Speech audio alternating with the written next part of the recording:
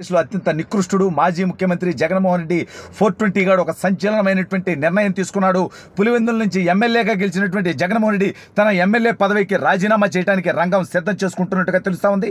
అసలు జగన్మోహన్ రెడ్డి ఎమ్మెల్యే పదవికి ఎందుకు రాజీనామా చేయాలనుకుంటున్నాడు, అక్కడ ఎవరిని పోటీలో నిలపాలనుకుంటున్నాడు, అసలు ఇంతటి సంచలన నిర్ణయం ఎందుకు తీసుకోవాల్సి వచ్చింది అనేది ఈ వీడియోలో వివరించబోయే ముందుగా ఇప్పటి వరకు మన ఛానల్ సబ్స్క్రైబ్ చేయని వాళ్ళు ఖచ్చితంగా సబ్స్క్రైబ్ చేయండి. ఇక విషయానికి వస్తే జగన్మోహన్ రెడ్డి అనేటువంటి 420 అధికార మదంతో ఎంత విర్రవీగాడో మనందరికీ తెలుసు. 30 ఏళ్ళు నేనే అధికారంలో ఉంటా, 30 ఏళ్ళు నేనే ముఖ్యమంత్రి అంటూ కండ కావరం చూపించినటువంటి ఈ దుర్మార్గుడి కండ కావరాన్ని, అధికార మదాన్ని, అహంకారాన్ని, ఒళ్ళు బలుపుని ఆంధ్ర రాష్ట్ర 5 కోట్ల మంది ప్రజలు పూర్తిగా దించి నేలలో తొక్కి పెట్టారు. ఏదైతే 151 స్థానాలతో గెలిచా, టీడీపీకి 23 సీట్లు వచ్చినాయి అని కారు కూతలు కూసినటువంటి ఈ దౌర్భాగ్యపు జగన్మోహన్ రెడ్డిని అంతకంటే ఘోరంగా, నీచంగా, నికృష్టంగా, దౌర్భాగ్యంగా కేవలం 11 స్థానాలకు పరిమితం చేస్తూ 39% ఓటు బ్యాంకు పరిమితం చేస్తూ ఆంధ్ర రాష్ట్ర ప్రజలు మహానాయకుడిగా చంద్రబాబు నాయుడు గారిని 4వ ముఖ్యమంత్రిగా చేయడానికి ఘన విజయాన్ని అందించడం జరిగింది.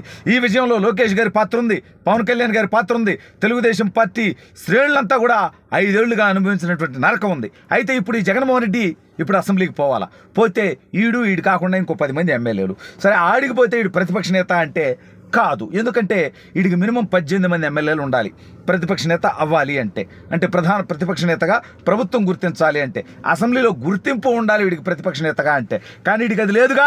ఈ దౌర్భాగ్యుడికి రావటం అంటే ఈ నికృష్టుడు దయచేసి రాష్ట్ర ప్రజలు గమనించాలి.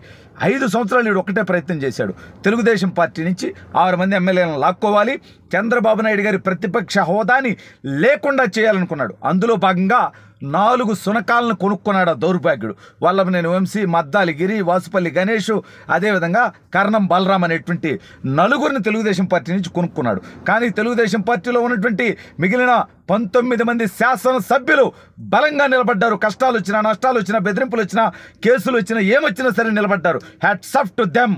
ఇవాళ లోకేష్ అన్న రాష్ట్రం అంతా పాదయాత్ర చేస్తుంటే ఈ జగన్మోహన్ రెడ్డి అనేటువంటి 420 అనేక చోట్ల అడ్డుకోవాలని ప్రయత్నం చేశాడు. లోకేష్ అన్న పోరాటం ఫలించి చంద్రబాబు నాయుడు గారి శపథం నెరవేరుతున్నటువంటి సందర్భంలో జగన్మోహన్ రెడ్డి గారు అసెంబ్లీకి పోతే మాజీ ముఖ్యమంత్రి, వాడికి 11 మంది ఎమ్మెల్యేలు, వాడు ప్రతిపక్ష నేత కూడా కాదు. ఈ నేపథ్యంలో పైగా వీడికి ఇంకో ఘోర అవమానం ఏంటంటే, పవన్ కళ్యాణ్ గారు ఏదైతే జనసేన అధ్యక్షులు, ఆయన 21 స్థానాల్లో పోటీ చేసి 21 మంది ఎమ్మెల్యేలు గెలిచారు. అంటే ఇప్పుడు ఒకవేళ పవన్ కళ్యాణ్ గారు ప్రతిపక్ష నేత కావాలని కోరుకుంటే అతనికి అర్హత ఉంది. ఎందుకంటే 18 మంది ఎమ్మెల్యేలు కావాలి, ఆయనకి 21 మంది ఎమ్మెల్యేలు ఉన్నారు ఆ పార్టీ నుంచి. కాబట్టి ఇవాళ అసెంబ్లీకి పోతే మొహాన వస్తారేమో అంటే ఈ దౌర్భాగ్యులు చంద్రబాబు నాయుడు గారి కుటుంబ సభ్యులను అవమానించారు. నా కొడుకులు లోకేష్ గారిని అవమానించారు.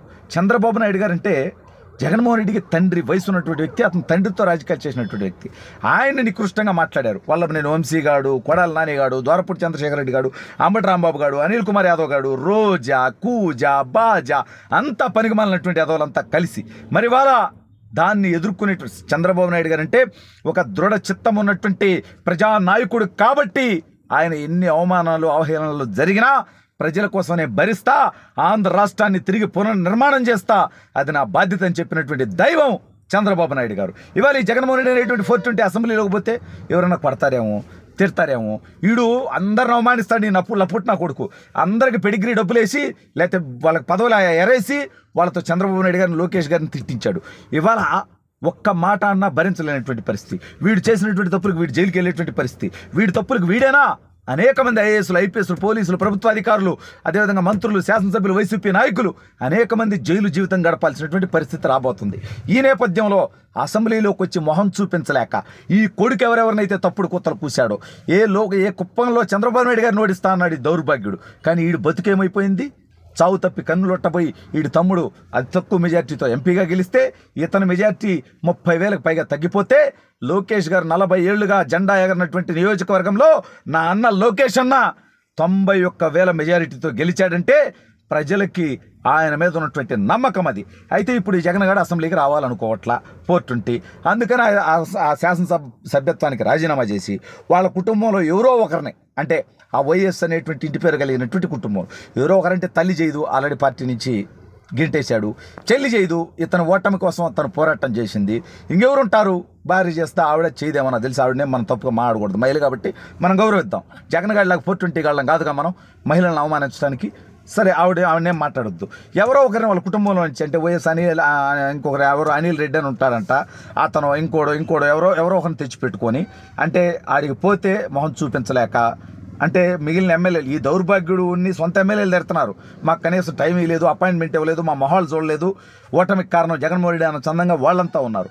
అసలు ముందు తెలుగుదేశం వాళ్ళు చేసే అవమానాల సంగతి పక్కన పెడితే, వాళ్ళ పార్టీ ఎమ్మెల్యేలు, వాళ్ళ పార్టీ నాయకులే చేసే అవమానాలు ఘోరంగా ఉంటాయేమో, వాటిని భరించలేమనేటువంటి టెన్షన్తో, భయంతో, ఆందోళనతో జగన్మోహన్ రెడ్డి తన పులివెందుల నుంచి గెలిచినటువంటి శాసనసభ్యత్వానికి రాజీనామా చేసి ఆ స్థానంలో ఇంకెవరినన్నా పోటీ చేపించాలనేటువంటి ఆలోచన చేస్తున్నట్టుగా తెలుస్తోంది.